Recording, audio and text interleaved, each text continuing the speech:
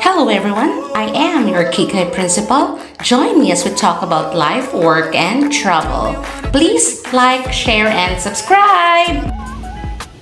Good morning everyone! Currently spending my weekend here at Bantayan Island, Cebu. So for our first stop, we visited the famous German ruins here in Bantayan.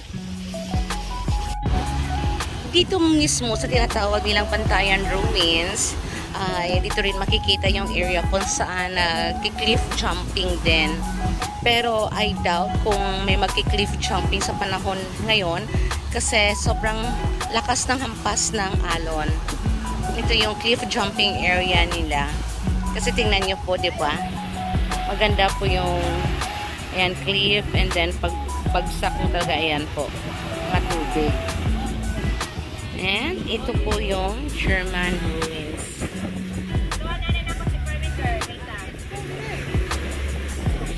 Marami na rin pong mga turista na andito ngayon. What's interesting about these German ruins is ito po, marami pong mga Instagrammable na graffiti po dito sa loob. Mamamaya magpapapicture din po ako dito. Ayan. Ganda. Wala pa akong picture dito. Doon pa lang sa may cliff ako nagpa-picture. Later.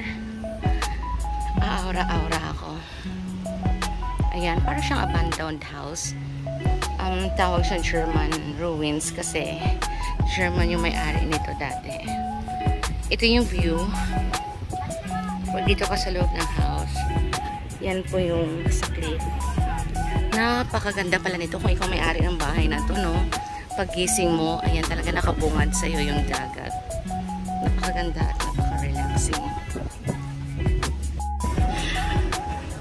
And for our last tour, today, we rented a motorbike for 300 pesos for 24 hours. And we plan on renting this for 2 days.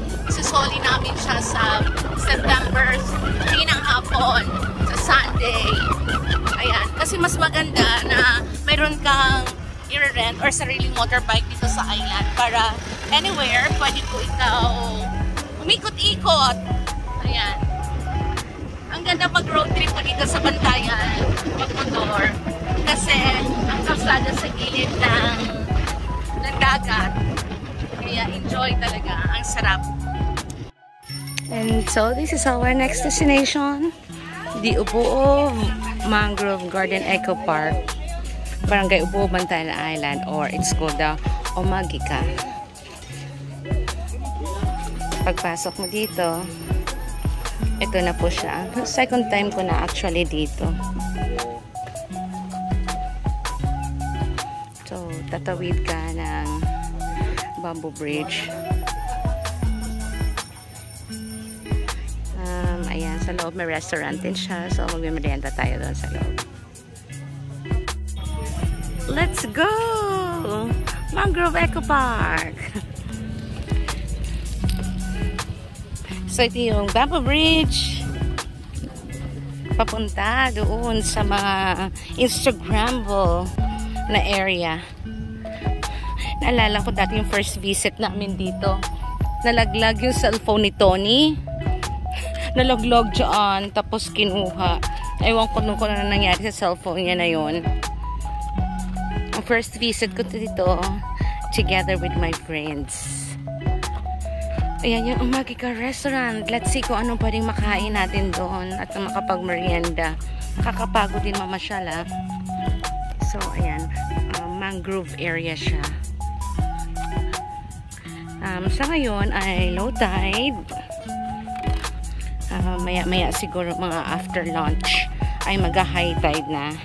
And once high tide na, pwede na pong mag-kayaking. So that's another activity that you can enjoy here in Ubuo Mangrove Park. Kayaking. Pero mamaya pa yun. Sige, stop ko muna ang aking pag-video at ako magpipicture-picture dito. Dito pala sa Ubuo makikita ang pinakamalaking hipon. Kita nyo yan? Nilalaban pa ba sa palakihan ng hipon dyan? So, iikot na po tayo dito. Mayroon po silang orientation hall. Tapos, ang dami pong mga art. Ayan. This way!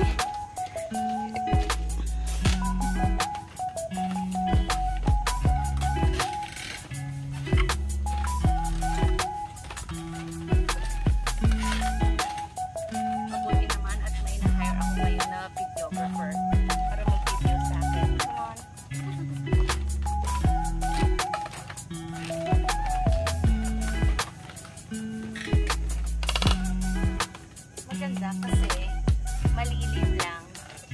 Hindi tayo magtutusta. Hindi tayo magtutusta for this video kasi malilim lang. Kaya nasa ilalim lang tayo ng mga mango.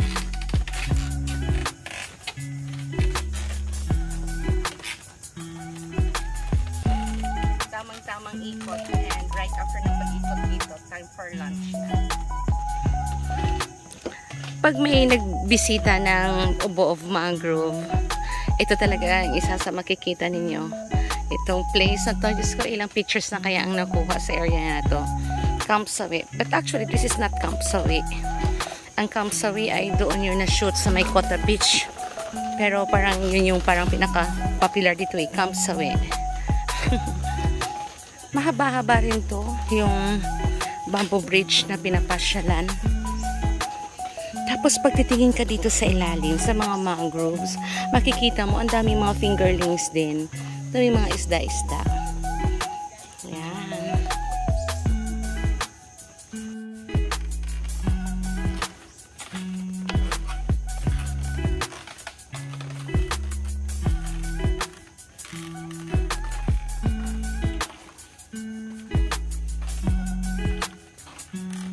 Ang ganda lang talaga kasi malilim.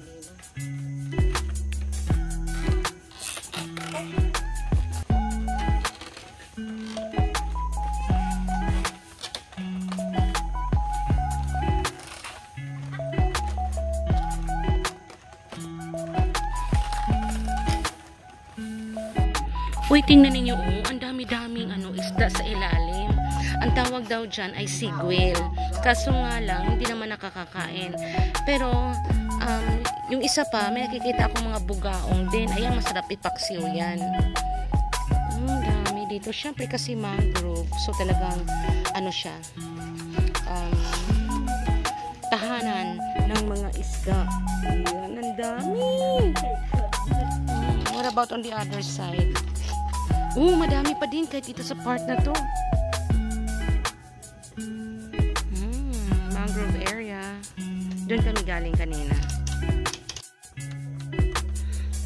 Isa ito sa mga resting kubo pag nagpasyal ka po dito sa Ubo of Mangrove. Ang ganda talaga ng puti, no? Lalo na yan ganyan. Mas added na siya, parang aesthetic. Continue po tayo pamapasyal hanggang sa dulo. Uy, dito pwede rin magtimpasa, tampisaw tulo. Timpasaw. Ano ba yan? Magtampisaw. Ayan, punta pa po tayo doon sa dulo. Mamamasyal tayo. Ay, sarap, very relaxing. Konti ang tao ngayon. Halos ilan lang yung mga turistang aming nakasama at nakasalubong dito sa Ubo of Mangrove. Ay, ang ganda din po dito. This time, yellow naman ang motif ng area na to. Sarap talaga dito. Ay, so relaxing. Ang gusto ko munang tumambay dito at mahiga-higa.